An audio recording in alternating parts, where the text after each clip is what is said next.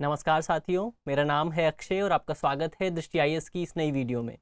हाल ही में reserve bank के governor Shaktikanta Das ने बताया कि बैंक अब जल्द ही यूपीआई को क्रेडिट कार्ड से जोड़ने की भी सुविधा प्रदान करेगा। यानी आप अपने क्रेडिट कार्ड के जरिए भी यूपीआई का उपयोग करके भुगतान कर सकेंगे। इस पूरी प्रणाली का प्राथमिक उद्देश्य भारत में डिजिटल पेमेंट इकोसिस्टम को और ज़्यादा मजबूत करना है। आज इस वीडियो में हम इसी विषय पर बात करेंगे, जानेंगे कि आखिर यूपीआई क्या होता है और रिजर्व बैंक का ये हालिया निर्णय किस लिहाज से महत्वपूर्ण है। चलिए वीडियो शुरू करते हैं और सबसे पहले वीडियो की रूपरेखा को समझ लेते हैं, यानी उन बिंदुओं की बात कर लेते हैं जिनके माध्यम से हम अपनी चर्चा को आगे बढ़ाएंगे। तो वीडियो में सबसे पहले हम न्यूज़ यानी खबर को देखेंगे, इसके बाद यूपीआई क्या होता है, उसकी प्रणाली वो किस तरह से काम करता है, इसे समझने की कोशिश करेंगे। साथ ही यूपीआई जिस संगठन द्वारा विकसित किया गया है यानी भारतीय राष्ट्रीय भुगतान निगम, इसके बारे में भी बात करेंगे। इसके अलावा रिजर्व बैंक का हालिया निर्णय क्या है और उस निर्णय के क्या निहितार्थ, क्या महत्व हैं, महत्व को भी जानेंगे और इस निर्णय के कारण क्या प्रभाव, क्या बदलाव देखने को मिल सकते हैं, इस पर भी बात करेंगे। साथ ही इस निर्णय को लागू करने में हमारे सामने क्या क्या चुनौतियाँ आ सकती हैं, उन चैलेंजेस पर भी बात करेंगे। अंत में निष्कर्ष को जानेंगे और एक प्रश्न पर भी चर्चा करेंगे जिसे आप मेंस के स्तर पर सॉल्व करने की कोशिश कर सकते हैं। ये पूरा विषय सामान्य अध्ययन प्रश्न पत्र 3 से संबंधित है और आप इसे भारतीय अर्थव्यवस्था, वृद्धि एवं विकास और बैंकिंग एवं एनबीएफसी जैसे खंडों से जोड़कर देख सकते हैं। वीडियो शुरू करते हैं और सबसे पहले आज की न्यूज़ देख लेते हैं, आज की खबर देख लेते हैं। आज की हमारी न्यूज़ इंडियन एक्सप्रेस के एक्सप्लेन्ड सेक्शन से है। खबर है The RBI plans to link credit card with UPI, यानी RBI क्रेडिट कार्ड को यूपीआई से जोड़ने की योजना बना रही है। इस योजना के क्या निहितार्थ हो सकते हैं, इसके कारण क्या बदलाव देखे जा सकते हैं और इस योजना के समक्ष क्या चुनौतियां आ सकती हैं, इसको लेकर इस पूरी न्यूज़ में, इस आर्टिकल में बात की गई है। वीडियो शुरू करते हैं और सबसे पहले अपनी खबर में, अपनी वीडियो में आज यूपीआई के बारे में जान लेते हैं, यानी यूपीआई क्या होता है इसको समझ लेते हैं। तो आपने अक्सर फ़ोनपे, गूगल पे और पेटीएम, भीम जैसे ऐप्स का इस्तेमाल किया होगा, पर क्या आप जानते हैं कि इन ऐप्स में कॉमन क्या है, इनमें क्या समानता है? समानता ये है कि ये सभी ऐप एक ही तरह की प्रणाली का उपयोग करते हैं अपने लेन देन के लिए और इस प्रणाली को यूपीआई कहा जाता है।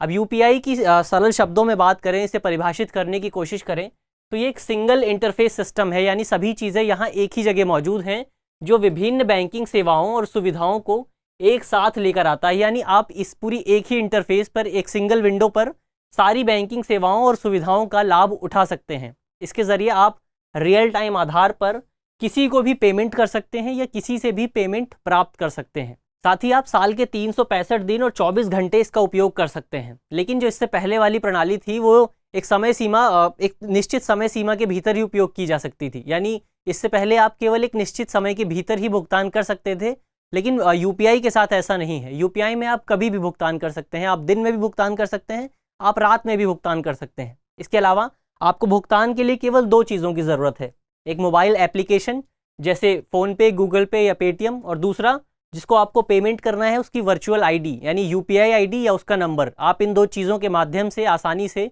भुगतान कर सकते हैं। यूपीआई को साल 2016 में एनपीसीआई यानी national payment corporation of India द्वारा लॉन्च किया गया था और वर्तमान समय में आप यूपीआई के ज़रिए एक दिन में 1 लाख रुपए तक का भुगतान कर सकते हैं। यानी वर्तमान समय में आप लगभग 1 लाख रुपए किसी व्यक्ति को ट्रांसफ़र कर सकते हैं एक दिन में। चलिए अब भारतीय राष्ट्रीय भुगतान निगम के बारे में बात कर लेते हैं, क्योंकि यूपीआई इसी संगठन द्वारा लॉन्च किया गया है, निर्मित किया गया है, तो इस लिहाज से ये संगठन काफ़ी महत्वपूर्ण हो जाता है।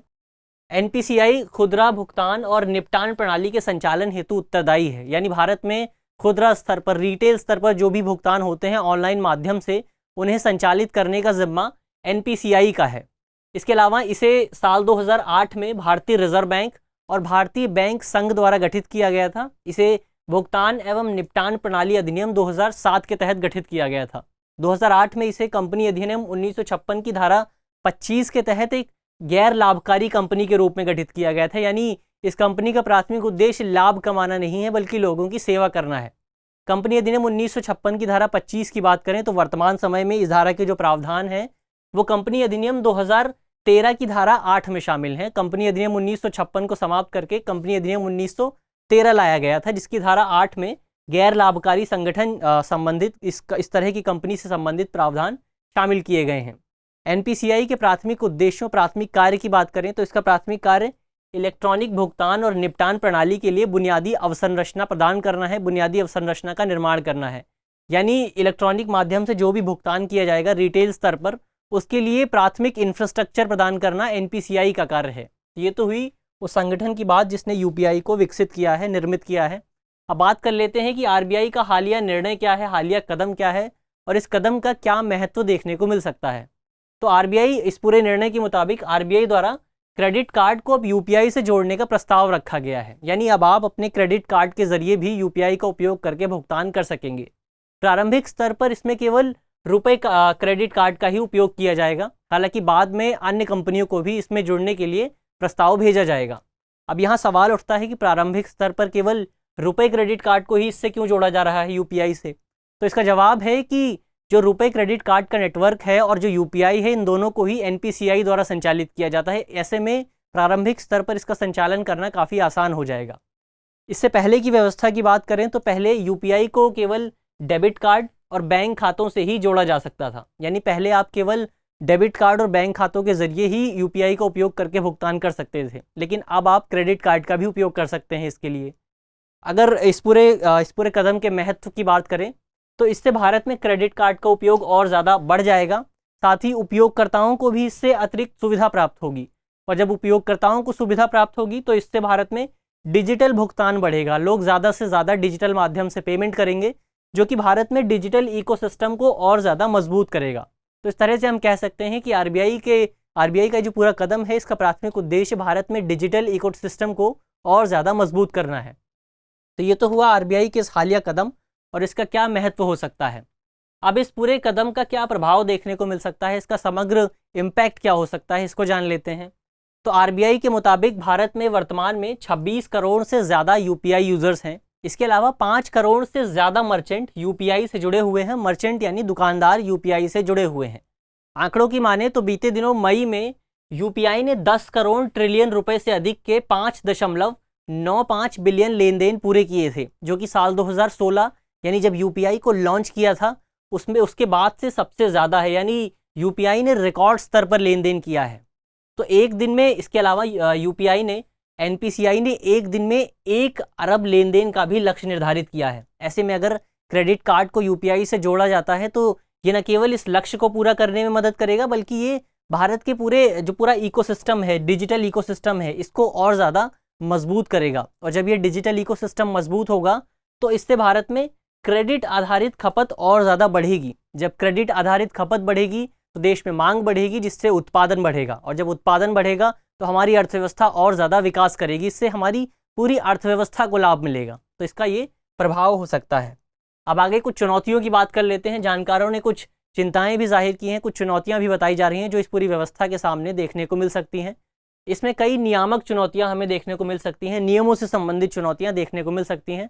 सबसे महत्वपूर्ण जो चुनौती है वो मर्चेंट डिस्काउंट रेट को लेकर है, एमडीआर को लेकर है। एमडीआर की बात करें तो जब कोई ग्राहक यानी हम किसी दुकानदार, किसी मर्चेंट या किसी ई कॉमर्स वेबसाइट को पेमेंट करते हैं तो ये पेमेंट कुछ बैंकों के ज़रिए होती है, और जब ये बैंक भी इस पेमेंट के दौरान कुछ शुल्क लेते हैं, इसी शुल्क को एमडीआर यानी मर्चेंट डिस्काउंट रेट कहा जाता है। अब आरबीआई ने ये जो हालिया घोषणा की है, इस घोषणा में स्पष्ट नहीं किया गया है कि क्रेडिट कार्ड के माध्यम से अगर हम यूपीआई के लेन देन करते हैं तो क्या उस पर मर्चेंट डिस्काउंट रेट लगेगा या नहीं लगेगा, तो किस प्रकार लगेगा। लेकिन जनवरी 2020 की कुछ मापदंड है, कुछ घोषणा है, उसके मुताबिक यूपीआई और रुपए के ज़रिए अगर आप पेमेंट करते हैं तो उस पर 0 एमडीआर लगेगा। उस पर 0 एमडीआर की व्यवस्था की गई है। और यही वजह है कि यूपीआई उपयोगकर्ताओं, यूज़र्स और मर्चेंट दोनों के बीच काफ़ी लोकप्रिय है, क्योंकि इसके कारण उन्हें ज़्यादा अतिरिक्त शुल्क नहीं देना पड़ता है। लेकिन जो बैंक है, जो इस पूरे पेमेंट इंडस्ट्री है, उसके द्वारा इस कदम का विरोध किया जा रहा है, क्योंकि इससे वित्तीय इंफ्रास्ट्रक्चर को बनाए रखने के लिए उन्हें मुश्किलों का सामना करना पड़ता है। उन्हें कोई इंसेंटिव नहीं होता उस वित्तीय इंफ्रास्ट्रक्चर, फाइनेंशियल जो इंफ्रास्ट्रक्चर है उसे और ज़्यादा मजबूत करने के लिए। ऐसे में अगर क्रेडिट कार्ड के माध्यम से जो यूपीआई पेमेंट की जाएगी उस पर भी 0 एमडीआर लगाया जाता है, तो इसके कारण बैंक और ज़्यादा, जो पूरा पेमेंट इंडस्ट्री है वो और ज़्यादा नाराज़ हो सकती है। तो ये इसकी कुछ चैलेंजेस हैं जो आने वाले समय में हमें देखने को मिल सकते हैं। अब अंत में निष्कर्ष की बात कर लेते हैं कि निष्कर्ष के तौर पर हम क्या कह सकते हैं। निष्कर्ष के तौर पर हम कह सकते हैं कि भारत का डिजिटल इकोसिस्टम काफ़ी मजबूत है और बीते कुछ समय से ये और ज़्यादा मजबूत होता जा रहा है।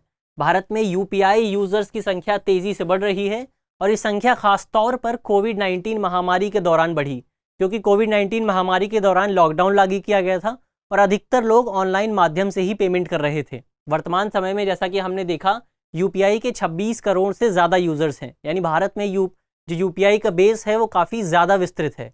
हालांकि भारत की विशाल जनसंख्या को देखते हुए ये कहा जा सकता है कि भारत में यूपीआई की यूज़र बेस को बढ़ाने की अभी और ज़्यादा गुंजाइश बची हुई है, अभी और ज़्यादा क्षमता मौजूद है, यानी यूपीआई को और लोगों तक पहुंचाया जा सकता है। ऐसे में अगर क्रेडिट कार्ड को यूपीआई के साथ लिंक किया जाता है तो ये न केवल उपयोगकर्ताओं की संख्या में बढ़ोतरी करेगा, बल्कि ये एनपीसीआई द्वारा निर्धारित 1 अरब लेन देन के लक्ष्य को पूरा करने में भी मदद करेगा। इसके अलावा अगर इस पूरे लक्ष्य को हमें पूरा करना है तो यूपीआई इस पूरी व्यवस्था को लागू करने में जो संरचनात्मक और नियामक चुनौतियां मौजूद हैं उन्हें संबोधित किया जाना, उन्हें समाप्त किया जाना जरूरी है, जैसे एमडीआर मर्चेंट डिस्काउंट रेट वाली चुनौती। इसके अलावा वर्तमान समय में ये प्रणाली केवल रुपे कार्ड तक ही सीमित है, रुपे क्रेडिट कार्ड तक ही सीमित है, लेकिन आगे आने वाले समय में इसे और ज़्यादा कंपनियों, और ज़्यादा क्रेडिट कार्ड कंपनियों तक विस्तृत किया जाना भी ज़रूरी है। तो ये तो हुआ निष्कर्ष। अब एक प्रश्न की बात कर लेते हैं। प्रश्न मेंस का है और आप 250 शब्दों में इसे लिखने की कोशिश कर सकते हैं। प्रश्न है कि यूनिफाइड पेमेंट इंटरफेस यानी यूपीआई ने भारत में एक भुगतान क्रांति को जन्म दिया है। यूपीआई की प्रमुख विशेषताओं का उल्लेख करते हुए उपयुक्त कथन की विवेचना कीजिए। यानी आपको सबसे पहले इस पूरे प्रश्न में यूपीआई की प्रमुख विशेषताओं का उल्लेख करना है, साथ ही ये भी बताना है कि यूपीआई ने किस तरह से भारत में एक भुगतान क्रांति को जन्म दिया है, किस तरह से यूपीआई ने भारत में लोगों द्वारा जो भुगतान किया जाता है उसके तरीके को बदल दिया है। मुझे आशा है कि इस वीडियो के माध्यम से जिन भी बिंदुओं पर बात की गई है वो आपको समझ में आएंगे, और अगर आपके प्रश्न पत्र में इससे संबंधित कोई भी सवाल आता है तो आप उसे आसानी से हल कर सकेंगे। धन्यवाद।